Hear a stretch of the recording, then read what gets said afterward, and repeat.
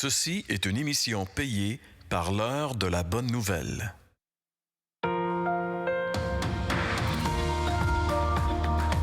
Suivant ce que nous ont transmis ceux qui ont été des témoins oculaires dès le commencement et sont devenus des ministres de la parole, il m'a aussi semblé bon de les exposer d'une manière suivie, excellent Théophile, afin que tu reconnaisses la certitude des enseignements que tu as reçus. Bonjour et bienvenue à l'heure de la bonne nouvelle. Bonjour François, bonjour Jeff. Bonjour Jean-Pierre. Alors aujourd'hui, on poursuit justement cette aventure dans l'Évangile de Luc. On voit Jésus, en fait, c'est une journée qui se poursuit. La dernière émission, on a vu Jésus qui était aux prises avec les éléments déchaînés, la tempête sur le lac. Et finalement, il a apaisé la tempête pour arriver de l'autre côté du lac. Et là, il y avait un autre genre de tempête qui l'attendait. Et c'est ce dont on va parler aujourd'hui. Jésus a rencontré un démoniaque. François, on parle de moins en moins aujourd'hui de démoniaque, même de démons, mais est-ce que ça veut dire que ça n'existe plus? Oui, bien là, c'est pour ça que moi, j'ai posé la question dans la rue à des personnes, parce que vous allez voir qu'il y a beaucoup de personnes maintenant qui ne croient plus à ça. Mais moi, je dis que s'il y en avait au temps de Jésus, je vois pas pourquoi il n'y en aurait plus maintenant.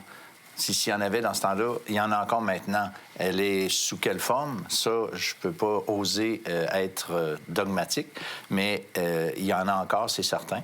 Et puis peut-être certaines manifestations, on les appelle des maladies.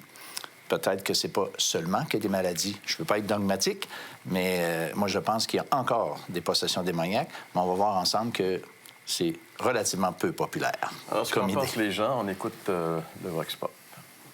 Démoniaque, particulièrement pour expliquer certains comportements tout à fait irrationnels de certaines personnes? Non, je pense pas non plus à des possessions démoniaques. Je pense que pour chaque personne, la façon dont elle agit est rationnelle à ses yeux. Non, pas du tout. Moi, je pense pas. Je pense que c'est relié à la santé mentale. Non, je pense que tout s'explique de façon du moins scientifique ou psychologique. Oui. Moi, ça, je peux vous le dire parce que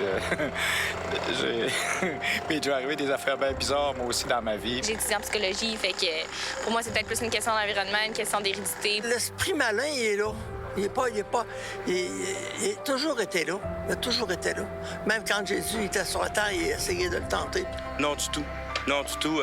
À preuve, dans le passé, on attribuait aux démons des maladies mentales, des affaires comme ça. Puis maintenant, on sait très bien que la psychose ou toutes sortes de maladies, la dépression, tout le kit, ben, t'es pas habité nécessairement. Tu peux être habité par un démon, c'est une image. Tout ça, ça reste des images.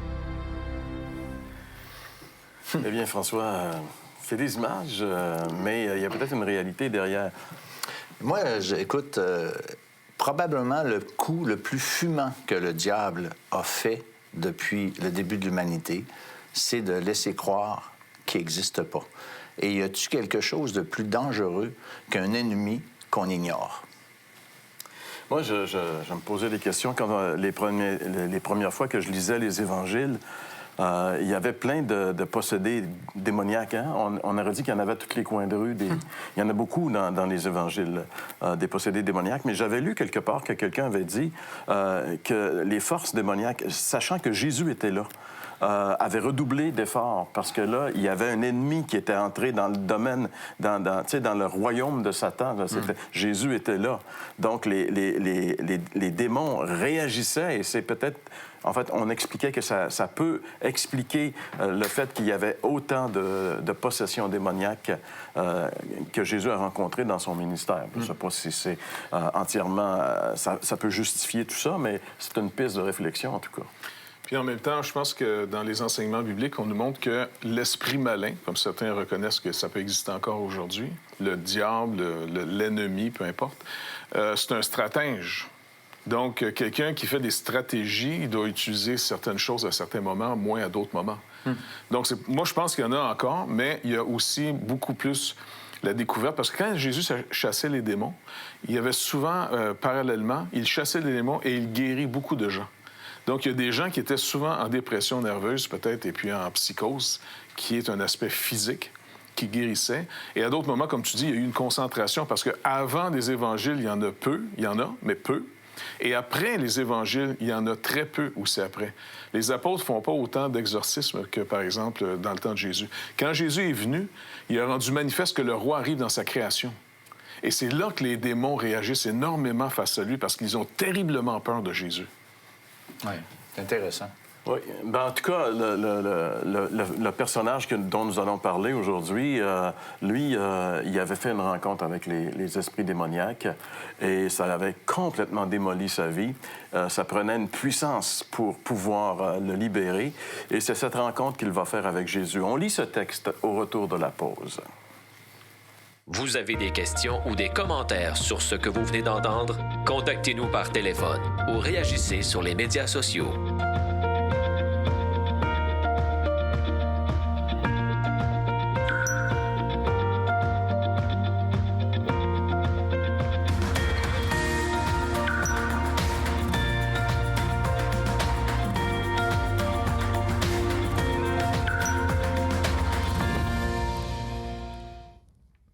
L'heure de la bonne nouvelle, en collaboration avec le Messager chrétien, vous offre gratuitement le recueil de méditation quotidienne La Bonne Semence. Pour en recevoir un exemplaire, écrivez-nous à l'heure de la bonne nouvelle, casier postal 25015, Trois-Rivières, Québec, G8Y0B5.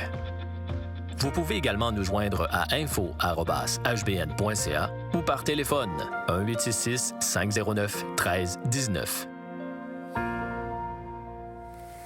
Alors, on découvre la personne de Jésus cette année à travers l'Évangile selon Luc. Et aujourd'hui, nous allons lire dans le chapitre 8, les versets 26 jusqu'à 39.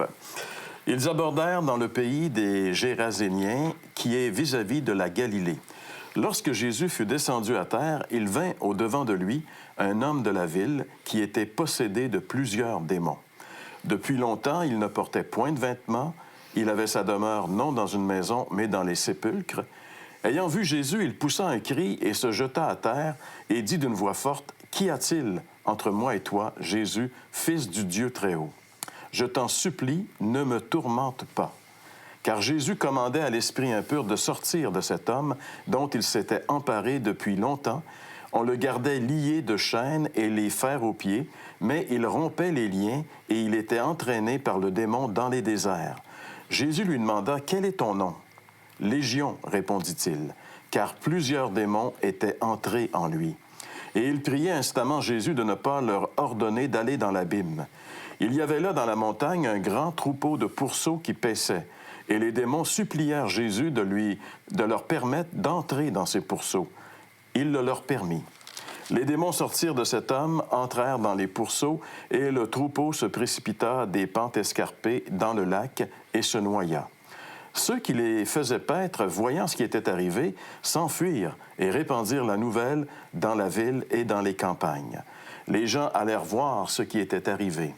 Ils vinrent auprès de Jésus et ils trouvèrent l'homme de qui étaient sortis les démons assis à ses pieds, vêtu et dans son bon sens, et ils furent saisis de frayeur. Ceux qui avaient vu ce qui s'était passé leur racontèrent comment le démoniaque avait été guéri. Tous les habitants du pays des Géraséniens prièrent Jésus de s'éloigner d'eux, car ils étaient saisis d'une grande crainte. Jésus monta dans la barque et s'en retourna. L'homme de qui étaient sortis les démons lui demandait la permission de rester avec lui. Mais Jésus le renvoya en disant, « Retourne dans ta maison et raconte tout ce que Dieu t'a fait. » Il s'en alla et publia par toute la ville tout ce que Jésus avait fait pour lui. En fait, ça se termine très, très bien, hein, cette histoire, mais ça commence mal. Hein? En tout cas, le pauvre homme, ici, il a une vie complètement gâchée par... en tout cas, dans notre culture à nous aujourd'hui, c'est un peu étrange, mais encore une fois, comme on a dit au début, il peut y avoir eu une stratégie démoniaque de rendre vraiment les gens, d'avoir comme ciblé le territoire d'Israël, sachant que le Messie arrivait. Et encore une fois, le témoignage que les évangiles nous donnent des démons, c'est qu'à toutes les fois que Jésus arrivait dans une région ou dans une synagogue, même, il se cache dans les églises, tu sais, les synagogues, eh bien, il tremblait, il criait, il savait qui lui était. Ouais, oui. Ça, c'est vraiment intéressant. C'est quand même intéressant de savoir que l'ennemi qui nous détruit sait très bien quelle est la seule solution pour le genre humain qui est Jésus-Christ, mais nous, on néglige comme si c'était absolument rien. Mais en même temps, Aujourd'hui, j'ai l'impression qu'il y a une stratégie différente, tout dépendant des territoires. Moi, j'ai l'impression qu'il y a des jeux territoriaux. Aujourd'hui, avec l'enseignement qu'on se donne, la manière de percevoir la vie, bon, mais quand on détruit nos propres enfants, quand on se détruit nous-mêmes, tu sais, on a une culture de mort. Écoute, il n'y a pas d'espoir aujourd'hui au point que la mort est devenue une forme d'espérance. Bon, mais si ça, c'est pas démoniaque, je sais pas c'est quoi. Mais en même temps, je suis d'accord avec ce qui était dit au début, là. Il y a beaucoup plus au niveau aussi de la... Moi, j'ai l'impression que c'est comme un système immunitaire. Tu sais, notre système immunitaire, là, on peut se défendre contre l'extérieur. Mais il y a des virus, il y a toutes sortes de bactéries à l'extérieur. Si ton système immunitaire va bien, tu le combats, tu t'en rends même pas compte. Si tu t'affaiblis, tu peux pogner des problèmes. Je pense qu'on peut aider les gens physiquement. Parce qu'on travaille aussi, on soutient un ministère, un monsieur qui est en Afrique, ça s'appelle la Saint-Camille. Et lui, il s'occupe, c'est un Ivoirien qu'on a rencontré finalement quelques reprises. Il vient au Québec aussi. Et puis, il y a un monsieur chez nous dans l'Église qui a une fondation et on l'aide financièrement. Lui, là, parce que pendant qu'on était au Bénin, on l'a rencontré, il est venu nous rejoindre. Il y a des stations un peu partout. Il se promène avec son Jeep et il va ramasser justement des gens dans les villes tout nus qui sont complètement en délire, en psychose. Et en Afrique, le problème, c'est dans cette région, surtout dans les villages, on attache ces gens-là à un arbre ou à du bois et puis on les traite comme des bêtes, et puis on pense que c'est à cause d'un esprit démoniaque. Et leur théorie, c'est que plus on va faire souffrir la personne, c'est dans l'espoir que dans la souffrance intense qu'on inflige à la personne physiquement, le démon, d'après les gens, puisse partir. Voilà. Et je vous dis, là, l'histoire qu'il nous raconte, c'est incroyable. Fait que j'ai visité plusieurs de ces centres à ce monsieur. Et puis, quand lui, il ramasse, même j'étais avec lui dans un Jeep, un moment, il dit « Hey, il y a une madame là-bas, on va aller la chercher. » OK. Puis justement, la madame est toute seule dans la rue, tout nue. Tu sais, je veux dire, complètement maigre parce qu'ils mangent plus, puis tout ça, là, ils sont chassés de chez eux, là. Et quand il l'a pris, il l'a amené au centre. D'abord, il y a des gens qui s'occupent, il y a des médecins qui sont sur place, il y a des psychiatres aussi qui viennent de France pour les aider. Et quand tu vois tous ces gens-là, après 1 an, ils leur montrent un métier aussi, c'est tout du monde normal, ça restaure leur famille. Écoute, c'est tellement beau ce qu'il fait, ce monsieur-là, c'est pas croyable. Donc, il y a toujours des activités démoniaques, mais je pense que ça prend des stratégies différentes. Et puis, on peut soigner les gens jusqu'à un certain point. Mais ce qui fait, par contre, le monsieur aussi, c'est qu'il leur rappelle toujours que nous, on a pu soigner ton corps, mais ton âme, il y a juste Jésus-Christ qui peut la soigner. Et puis, il annonce l'Évangile comme ça à tout le monde, tu sais. Fait que moi, je pense que ce monsieur-là, ici, il devait tellement être reconnaissant pour avoir été délivré. Oui, parce que la délivrance, elle a été totale, hein? Oui. C'est quand c'est marqué « assis, vêtu dans son bon sens », à la fin de l'histoire, c'est comme... Wow, tu sais, c'est assez différent. Le gars, il est tout nu, il se fait attacher, il rompt ses chaînes. Il devait être drôlement épeurant, cet homme-là. Ce qu'on voit dans l'histoire de cet homme qui s'appelle Légion, finalement, c'est que les démons sont en train de le détruire. Et l'apôtre Paul nous dit, quelque part dans ses épîtres, dans ses lettres, que nous n'avons pas à combattre contre la chair et le sang, c'est-à-dire on n'a pas à combattre contre les êtres humains, mais contre des esprits méchants. Il y a derrière des choses qu'on ne peut pas voir avec nos yeux, mais c'est un monde réel. La Bible parle du monde des démons, qui est un monde réel, et les démons détruisent. Et quand on voit aujourd'hui toutes ces vies qui sont complètement déchues à cause de l'alcool, à cause de la drogue, à cause de toutes sortes de choses, d'où ça vient? Pourquoi est-ce que les gens tombent dans ces pièges et on les vit complètement détruites? On peut voir aussi, si on s'arrête un peu, on peut voir derrière ça le travail de l'ennemi. Il existe encore aujourd'hui, puis il travaille encore pour détruire. Jésus a dit dans l'Évangile de Jean, chapitre 10, que le voleur ne vient que pour détruire, dérober et détruire. Donc, celui qui détruit les vies, c'est vraiment l'ennemi. Mais c'est ça. Là, je trouve que tu touches un point vraiment important parce qu'il ne faut pas qu'on pense que le travail du diable, c'est seulement de prendre des personnes puis les faire complètement débiles comme on a dans l'histoire de notre texte, mais c'est des influences, même des philosophies, des façons de voir les choses. Tu as parlé tantôt que la mort est devenue une espérance. En tout cas, au Québec, là, on est en train d'élargir de plus en plus l'idée que, bon, ben là, regarde, l'Alzheimer, là, on est à la veille de dire, écoute, je pense qu'on peut y aller avec l'aide médicale à mourir.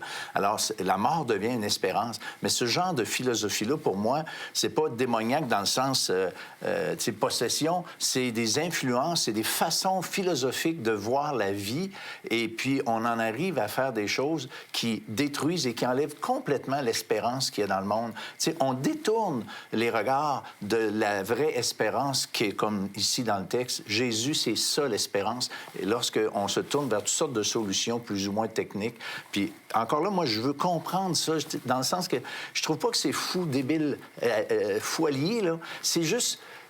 On n'est pas à la bonne place, puis l'ennemi, le diable, est quelqu'un qui influence nos sociétés. Et c'est ça qu'il faut comprendre, et pas juste des histoires de possession de même, mais les deux sont vrais. Là. Comment est-ce qu'il est possible qu'une nation comme les Allemands, qui sont des gens scientifiques, qui ont produit des scientifiques incroyables, comment est-ce que pendant une certaine période, cette nation-là a pu devenir ce qu'elle a été pour éliminer du milieu d'elle des êtres humains en les appelant des sous-hommes? Et c'est terrible. Ça, c'était la mort, des usines de mort. D'où ça vient, cette pensée? C'est vraiment diabolique d'avoir pensé que certains individus ne sont pas des hommes, mais des sous-hommes, mais qu'il faut... et ça, c'était les gens qui étaient atteints de maladies mentales. C'était les Juifs, entre autres, bien sûr, mais c'était aussi beaucoup d'autres personnes que cette nation-là ne voulait pas, ne considérait pas comme des êtres humains.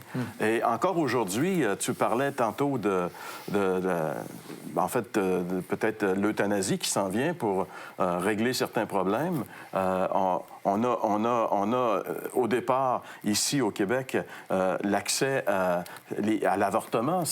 Alors, on tue beaucoup d'enfants qui devraient naître. Et quand ils sont... Alors, on tue au départ et on tue à la fin. Je veux dire, ça aussi, c'est vraiment... D'où vient cette pensée qu'il faut éliminer des gens?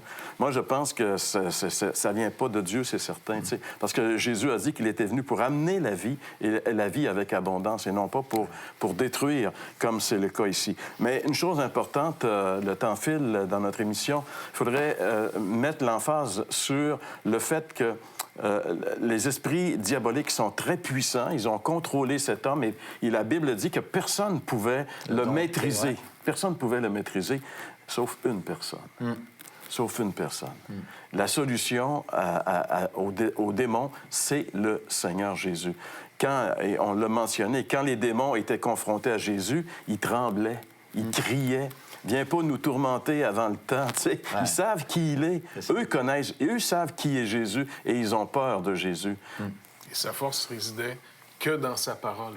Ouais. Il n'y avait pas besoin, justement, de chaînes, il n'y avait pas besoin de battre, il n'y avait pas besoin de force physique pour être menaçant contre l'ennemi. Il y avait simplement à parler tellement son autorité est suprême. Sors. Et puis, le démon n'avait pas le choix.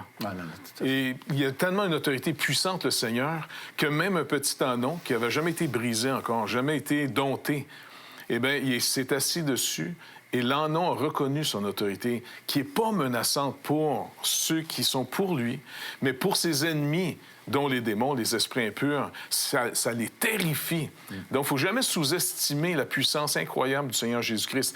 Il est venu favorablement pour nous sauver et nous sauver justement du monde angélique démoniaque qui s'est révolté contre Dieu et qui jouissent à nous détruire. Ouais. Parce qu'on est à l'image de Dieu. Ils détestent tellement Dieu que plus ils tuent des êtres humains, plus ils mettent le racisme au milieu de nous, les guerres au milieu de nous, c'est leur jouissance parce qu'ils nous voient nous détruire et c'est l'image de Dieu qu'on attaque sans arrêt. Puis il y a une différence fondamentale entre les démons et l'être humain. Les démons ont déjà fait leur choix. Chaque être humain doit aussi faire son choix. Eux, ils sont condamnés, le texte le dit clairement, « Viens pas nous tourmenter avant notre temps ». Ils savent qu'ils s'en vont dans l'abîme, c'est leur destinée. Eux autres, comme on dit, leurs carottes sont cuites. Mais en ce qui concerne chaque être humain, chacun d'entre nous, on est encore devant ce choix. La main tendue du Créateur pour être réconcilié avec sa créature est encore là. Comme ce démoniaque a rencontré le Christ, on peut encore aujourd'hui rencontrer ce Seigneur qui pardonne, qui donne la vie éternelle, qui délivre, qui donne un sens à notre vie. Et ça, c'est tellement important qu'on puisse réaliser que ceux qui nous écoutent comprennent qu'il y a encore de l'espérance. Ce même Jésus-Christ, il est à la droite de Dieu, il est toujours vivant et il veut encore sauver. Il tend la main à tous ceux et celles qui voudraient bien saisir cette main tendue parce que ses mains sont percées. Il a payé le sacrifice. Le diable est un être ignoble et méchant. Et moi, j'ai lu la Bible jusqu'au bout. J'ai lu le dernier livre de la Bible. Et elle me dit qu'il y a beaucoup d'êtres humains qui vont passer l'éternité avec le diable à la même place que lui. Ouais. Et ça, c'est terrible. Ça, c'est incroyablement terrible. On voit qu'est-ce qu'il fait, le diable, ici, avec les êtres humains. Et passer un bout de temps avec lui, je pense que ça ne devrait pas nous intéresser trop. Non. Et passer l'éternité avec lui, ça devrait nous intéresser encore moins. Est-ce qu'il y a possibilité, justement, d'éviter d'aller avec le diable pour l'éternité? Et est-ce qu'il y a une autre place où on peut être vraiment heureux? Bien, comme on a vu dans cette histoire que seul Jésus peut vraiment délivrer ceux qui sont possédés d'esprits démoniaques. Seul Jésus fait trembler les démons. Seul Jésus a le pouvoir sur l'ennemi diabolique. Seul Jésus peut nous assurer un avenir dans la félicité. Mais comment est-ce qu'il est possible de connecter avec Jésus? Eh bien, c'est ce que Jean-François nous explique au retour de la pause. Vous avez des questions ou des commentaires sur ce que vous venez d'entendre? Contactez-nous par téléphone ou réagissez sur les médias sociaux.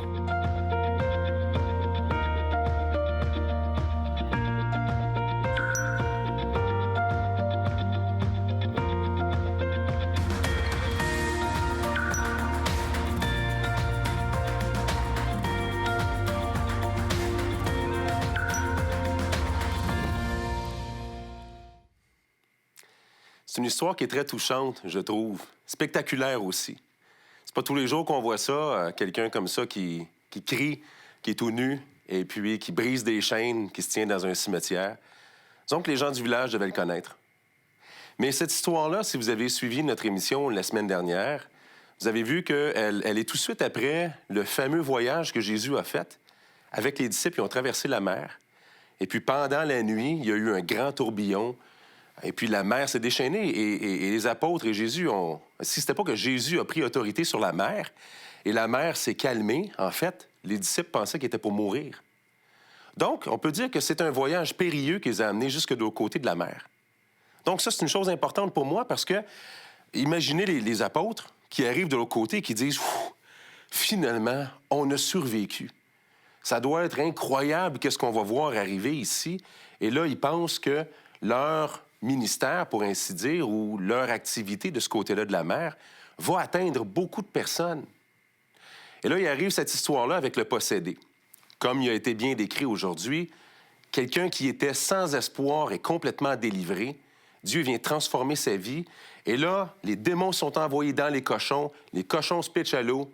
Et puis, là, on est comme « Wow! Grosse délivrance! » C'est sûr que le village va vouloir se tourner vers Jésus. Mais là, finalement, les gens, plutôt que de se réjouir pour la personne qui voit délivrer, ont plus d'intérêt pour les cochons qui ont perdu que pour la personne qui est un humain comme eux et qui a été délivrée. Et là, on dit à Jésus, « Va-t'en, s'il te plaît, tu nous fais peur. » Tu sais, tu nous fais peur un peu. Quand on y pense, j'ai l'impression que ça nous donne l'impression que le voyage de Jésus a été un échec.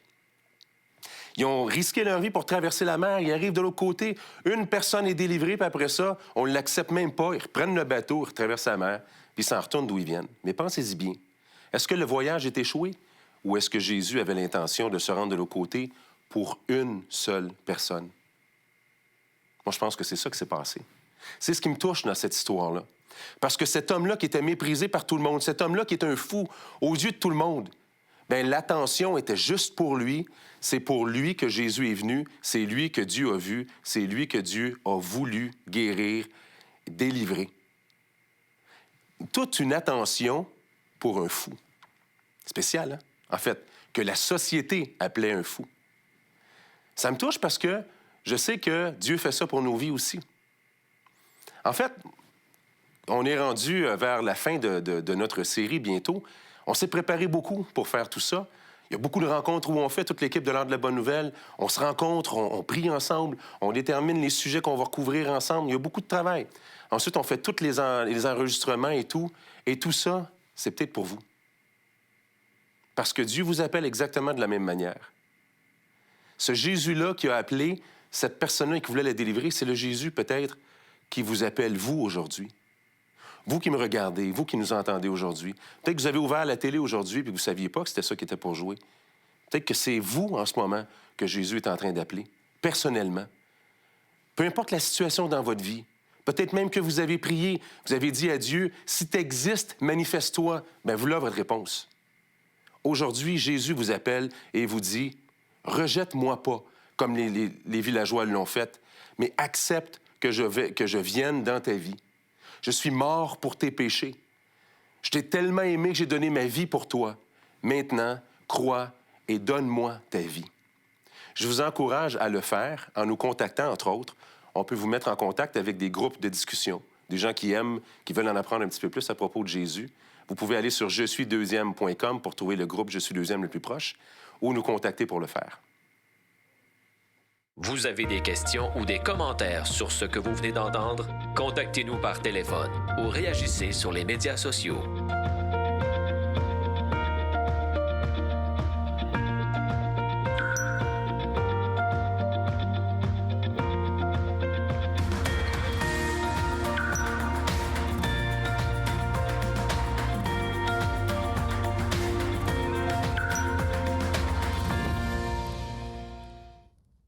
L'Heure de la Bonne Nouvelle, en collaboration avec le Messager chrétien, vous offre gratuitement le recueil de méditation quotidienne La Bonne Semence. Pour en recevoir un exemplaire, écrivez-nous à l'Heure de la Bonne Nouvelle, casier postal 25015, Trois-Rivières, Québec, G8Y0B5. Vous pouvez également nous joindre à info@hbn.ca ou par téléphone 1-866-509-1319. Encore un texte qui fait ressortir la personne de Jésus, comme une lumière sur un arrière-plan très sombre. On voit Jésus qui est le seul qui peut vraiment changer un individu qui est aussi mal pris que Légion. Moi, j'espère que les gens qui nous écoutent comprennent qu'on ne prêche pas une église, on ne prêche pas un milieu, on prêche le Christ des Écritures. Et c'est lui et lui seul qui peut faire la différence. Et quand on se convertit, lorsqu'on se tourne vers le Seigneur, nos vies sont transformées. Et après, les gens cherchent à rencontrer des personnes qui ont eu la même expérience qu'eux. Et c'est ce qu'on appelle la communion fraternelle. Quand je sais que toi, tu as été racheté comme moi, j'ai été racheté. Imagine deux démoniaques comme ça qui se rencontrent. Ils ont un méchant point commun qui les relie ensemble. Et c'est ça, l'Église. C'est après la conversion que ça se passe. Et justement, Jésus a dit à cet homme qui voulait le suivre d'aller chez lui et dis aux autres ce que le Seigneur a fait pour toi. C'est ce que nous faisons ici et on espère qu'un jour vous aurez aussi des choses à dire de ce que le Seigneur a fait pour vous. On espère que Jésus va devenir votre Sauveur et votre Seigneur si vous lui ouvrez la porte et que vous lui donnez votre vie. C'est notre désir et on se retrouve la semaine prochaine pour une autre émission de l'Heure de la Bonne Nouvelle.